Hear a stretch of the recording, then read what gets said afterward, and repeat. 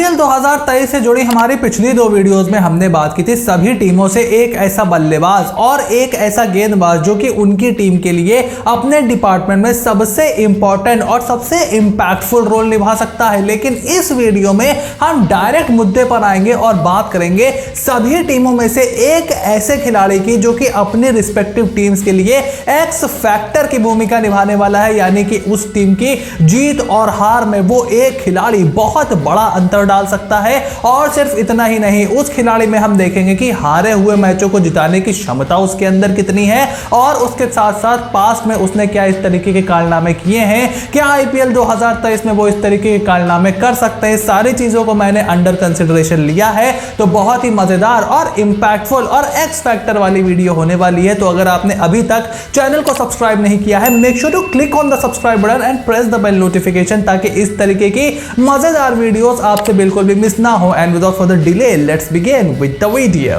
सबसे पहले अगर हम शुरू करें कोलकाता नाइट राइडर्स से, तो बिना किसी डिबेट के उनके एक्स फैक्टर इस साल हो सकते हैं आंद्रे रसल द मसाल। और अगर वो एक्स फैक्टर नहीं होते तो कोलकाता नाइट राइडर्स को लेने के देने पड़ सकते हैं। लेकिन पिछले साल बहुत ज्यादा इंजरी कंसर्न्स उनके साथ थे, उसके बावजूद ही performed up to his reputation. और इस बार तो अपने होम ग्राउंड में वापस जा रहे हैं। ईडन गार्डन्स की जनता, ईडन गार्डन्स का क्राउड पूरी तरीके से अपने इस मसल बॉय के पीछे होने वाला है। And I will not be surprise कि ईडन गार्डन्स का जो मैदान थोड़ा सा छोटा हो गया है, पिच बल्लेबाजी के लिए थोड़ी सी अच्छी हो गई है, वहां पर आंद्रे रसल एक बार फिर से अपने बल्ले का जादू दिखाएं। सिर्फ देखना यह है कि किस तरीके से केकेआर की नई मैनेजमेंट और कप्तान श्रेयस अय्यर उनका इस्तेमाल करते हैं। क्रंच सिचुएशंस में उनको थोड़ा सा और ज्यादा भेजा जाए, डेथ ओवर में उनकी गेंदबाजी का इस्तेमाल तो आप कर ही रहे हो। ऐसे में मुझे तो बिल्कुल भी शक नहीं है कि कोलकाता नाइट राइडर्स के लिए एक बार फिर से एक्स फैक्टर का रोल निभाने वाले हैं यहां पर आंद्रे रसल। वहीं पंजाब किंग्स में भी आंद्रे रसल की तरह लियम लिविंगस्टन एक ताबड़तोड़ एक्स फैक्टर और पावर प्लेयर की भूमिका में हमें नजर आएंगे। पिछले साल पंजाब किंग्स की जो स्ट्रेटजी थी लियम लिविंगस्टोन को लेकर के,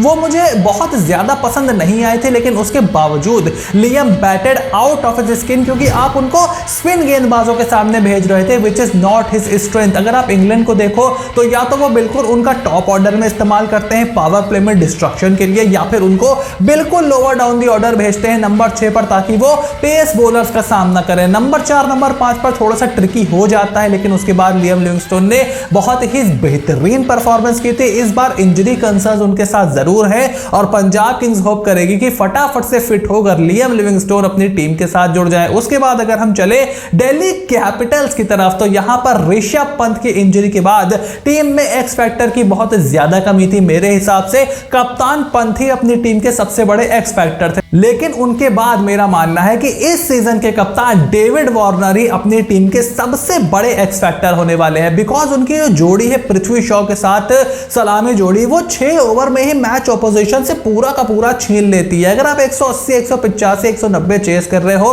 ये दोनों भाई साहब 6 ओवर में 70 रन बोर्ड पर लगा देते हैं। तो जो आपका 9 साढ़े 9 का रन रेट होता है वो खिसक के 8 पे आ जाता है। तो पूरी तरीके से गेम का कॉम्प्लेक्शन चेंज कर देते हैं ये दोनों मिलकर के। अब पृथ्वी शॉ के साथ क्या मिलता है ये हम सब जानते हैं, लेकिन लेफ्ट हैंडर होना और कप्तान होना और एक्सपीरियंस होना डेविड वार्नर को बनाता है दिल्ली कैपिटल्स का एक्स फैक्टर। वहीं मुंबई इंडियंस की स्टार स्टडेड लाइनअप पर अगर आप नजर डालो तो इनके पास खुद कप्तान रोहित शर्मा है, कैमरन ग्रीन पर इन्होंने करोड़ों रुपए खर्च किए, ट्रिस्टन स्टब्स इनके पास हैं, डेवॉल्ट ब्रेविस इनके पास हैं और जोफ्रा आर्चर भाई साहब भी इसी टीम के पास है। लेकिन इन सब खिलाड़ियों के बावजूद मुंबई इंडियंस के एक्स फैक्टर होने वाले हैं इस साल भी सूर्य कुमार यादव। टीम इंडिया के लिए इंटरनेशनल T20 आईज में कमाल की आग लगा दी इन्होंने। हाल फिलहाल में अपना टेस्ट डेब्यू भी कर लिया है और अब आईपीएल 2023 में बहुत ही इंपॉर्टेंट रोल निभाने वाले हैं। बिकॉज नंबर 3 नंबर 4 पर इनकी बल्लेबाजी आएगी। लास्ट ईयर इंजरी की वजह से तकरीबन आधा आईपीएल इन्होंने मिस किया था और उसके बावजूद 300 से ज्यादा रन इन्होंने लगा दिए थे तकरीबन आधी आईपीएल में with a phenomenal strike rate. तो सूर्य कुमार यादव से उसी तरीके के प्रदर्शन की उम्मीद होगी वानखेड़े के मैदान पर जब वो उतरेंगे, छोटा सा मैदान होगा, क्राउड उनके पीछे होगा, फॉर्म उनकी जबरदस्त है, तो मेरे हिसाब से किसी को भी शक नहीं होना चाहिए कि Surya Kumar Yadav will be the X factor for Mumbai Indians. वहीं पिछली बार एलिमिनेटर में हारकर बाहर होने वाली लखनऊ सुपर जायंट्स की टीम में बहुत ही बेहतरीन खिलाड़ी हैं, बहुत ही बैलेंस स्क्वाड है, लेकिन इस साल अगर एक एक्स फैक्टर उनकी टीम से चुनना हो, जो कि एक बहुत ही मुश्किल काम है, मैंने पिक किया है निकोलस पूरन को। 16 करोड़ की रकम अगर आप किसी खिलाड़ी पर खर्च करते हो जो सिर्फ बतौर बल्लेबाज आपकी टीम में आ रहा है, बाकी आप सबको देखो, चाहे आप ग्रीन की बात करो या करन की बात करो या स्टोक्स की बात करो, तो वो सारे बंदे ऑलराउंडर है, लेकिन निकोलस पूरन आपको प्योर बल्लेबाज मिलते हैं। हालांकि ऑफ स्पिन वो करते हैं, लेकिन उनका कितना इस्तेमाल करेंगे कप्तान केएल राहुल, ये जरूर देखना इंटरेस्टिंग होगा। लेकिन पिछले साल मिडिल ऑर्डर में लखनऊ सुपर जायंट्स एक left hander power spin hitter को बहुत मिस कर रही थी और निकोलस पूरन वो रोल शानदार तरीके से पूरा करते हैं, बिकॉज ओवर नंबर 7 से ओवर नंबर 12 के बीच में इस खिलाड़ी का स्ट्राइक रेट हो जाता है 170, यानी कि जहां पर सब लोग थोड़ा सा स्ट्राइक रोटेट करने को देखते हैं, इनिंग्स बिल्ड करने को देखते हैं, ये जनाब सामने वाली टीम को डिस्ट्रॉय करने के लिए देखते हैं। और इसीलिए मेरा मानना है कि मोस्ट प्रोबेबली ये नंबर 4 पर खेलेंगे और एक एक्स फैक्टर बनकर निकलेंगे फॉर लखनऊ सुपर जायंट्स। वहीं सनराइजर्स हैदराबाद की टीम ने इस साल बहुत से खिलाड़ियों को अपनी टीम में शामिल किया। उन्होंने शामिल किया अपने पास हैरी ब्रूक को, उन्होंने मयंक अग्रवाल को अपनी टीम में शामिल किया, आदिल राशिद को खरीदा, लेकिन मेरे हिसाब से इस साल भी उनके लिए एक्स फैक्टर की भूमिका निभाते हुए हमें दिखाई देंगे उमरान मलिक। बिकॉज उमरान मलिक ना सिर्फ आपको तेज गेंदबाजी करके देखते हैं, वो थोड़ा सा फियर भी इंस्टिल करते हैं ऑपोजिशन में, and he is capable of running through the opposition. वो पूरे 4 ओवर में खेल खत्म कर सकते हैं, 3-4 विकेटें वो एक ही 2 ओवर में निकाल सकते हैं। उसके साथ जब आप हैदराबाद के मैदान पर जाओगे तो वो ग्राउंड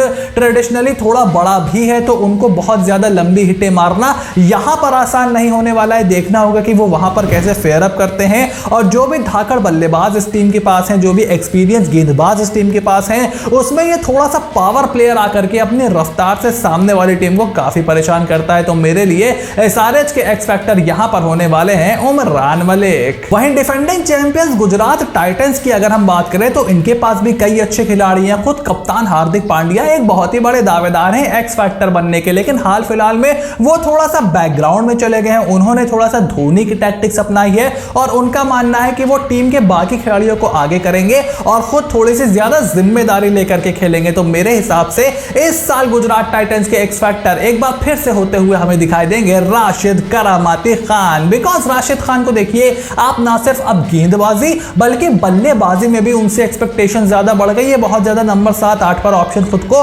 गुजरात टाइटंस ने दिया ही नहीं है मिनी ऑक्शन में, यानी कि वो राशिद खान की बल्लेबाजी पर थोड़ा सा और ज्यादा बैंक कर रहे हैं। राशिद खान मिनट्स में बल्लेबाजी का खूब अभ्यास कर रहे हैं और फिर उनकी गेंदबाजी तो हम सभी जानते हैं कि he is the best spinner currently in the T20 format, और इसीलिए राशिद खान होने वाले हैं गुजरात टाइटंस के एक्स फैक्टर। वहीं अब हमने चैंपियंस की बात की है तो थोड़ा सा रनरअप्स की बात भी कर लेते हैं। राजस्थान रॉयल्स की टीम में भी काफी ज्यादा धुआंधार खिलाड़ी हैं, including there captain Sanju Samson, लेकिन पिछले साल 4 सेंचुरी लगाने वाले, ऑरेंज कैप जीतने वाले इंग्लैंड के कप्तान जॉस बटलर होने वाले हैं यहां पर राजस्थान रॉयल्स के लिए एक्स फैक्टर। बिकॉज जो हमने डेविड वार्नर के बारे में बात की, इन भाई साहब की जोड़ी भी यशस्वी जायसवाल के साथ कमाल की जमती है। दोनों ही बंदे आते हैं और तड़ातड़ अटैक करना शुरू कर देते हैं, और जिस तरीके से इन्होंने लास्ट ईयर परफॉर्मेंस दी, उसके बाद अपनी टीम इंग्लैंड को T20 का वर्ल्ड चैंपियन बनाया है। अब इनकी निगाह 2023 के 50 ओवर के वर्ल्ड कप की है, जहां पर ये डिफेंडिंग चैंपियन है। उसके साथ साथ ये राजस्थान रॉयल्स जो कि एक कदम पीछे रह गए थे आईपीएल जीतने से, उनको चैंपियन बनाने के लिए और जोर लगाने वाले हैं। और मेरे हिसाब से राजस्थान रॉयल्स के लिए भी एक्स फैक्टर होने वाले हैं जॉस द बॉस बटलर। वहीं जॉस द बॉस के जोड़ीदार यानी कि बेन स्टोक्स को चेन्नई सुपर किंग्स ने बड़ा महंगा खरीदा आईपीएल में, क्योंकि उन्हें एक फास्ट बॉलिंग ऑलराउंडर की जरूरत थी, और वो ही मेरे हिसाब से चेन्नई सुपर किंग्स के एक्स फैक्टर होने वाले हैं। अब जनाब बेन स्टोक्स ने पिछले 1 साल में अपने कोच ब्रेंडन मैककलम के साथ मिलकर के पूरा का पूरा टेस्ट क्रिकेट का नक्शा ही बदल दिया है। वो तो T20 की प्रैक्टिस टेस्ट मैचेस में कर रहे हैं, तो क्या बहुत ज्यादा T20 की प्रैक्टिस उनको चाहिए होगी? जो सवाल उठ रहे हैं, मेरे हिसाब से बहुत ज्यादा जरूरत नहीं होगी। हालांकि उनकी फिटनेस को लेकर के थोड़ा बहुत असेसमेंट जरूर होगा। देखना यह होगा कि कप्तान थाला धोनी यहां पर बेन स्टोक्स का इस्तेमाल किस तरीके से करते हैं। क्या वो उनको टॉप 6 में बल्लेबाजी करवाते हैं या फिर थोड़ा सा फिनिशर का रोल देते हैं? मेरे हिसाब से उनकी जगह टॉप ऑर्डर में बनती है, बिकॉज आपको उनको ओपन ही करवाना पड़ेगा अगर आप उनकी फुल पोटेंशियल का यूज करना चाहते हो एज अ बल्लेबाज। और फिर उनकी गेंदबाजी मिडिल ओवर्स में सीएसके के बहुत काम आएगी। तो मेरे हिसाब से चेन्नई सुपर किंग्स के एक्स फैक्टर होने वाले हैं बेंजामिन एंड्रू स्टोक्स। और वहीं अब अंत में अगर हम रॉयल चैलेंजर्स बैंगलोर के एक्स फैक्टर की बात करें तो इनके पास भी ढेर सारे दावेदार थे। लास्ट ईयर इनके लिए एक्स फैक्टर का रोल दिनेश कार्तिक ने निभाया था, लेकिन उसके बाद से दिनेश कार्तिक का परफॉर्मेंस अगर आप देखो तो बहुत ज्यादा अच्छा नहीं रहा इन दी इंटरनेशनल फॉर्मेट, और अब उनका इंटरनेशनल करियर खत्म हो चुका है। I think it's safe to say that बहुत ज्यादा मैच प्रैक्टिस उनको मिली नहीं है। तो मैं इस बार बतौर एक्स फैक्टर जा रहा हूं ग्लेन मैक्सवेल के पास, बिकॉज लास्ट ईयर मैक्सवेल शुरुआत में बहुत ज्यादा अवेलेबल नहीं थे और उनका सीजन उनके स्टैंडर्ड्स के हिसाब से बहुत अच्छा गया भी नहीं था। अभी भी वो थोड़ा सा इंजरी से जूझ रहे हैं और काफी ज्यादा उनके ऊपर कयास लगाए जा रहे हैं कि कितने मैच फिट है भाई, कितनी फॉर्म है भाई। देखना होगा आईपीएल से पहले वो कितने क्रिकेट खेलते हैं। भारत के सामने जो एक 3 मैचों की वनडे सीरीज है वो बहुत ही क्रिटिकल होने वाली है,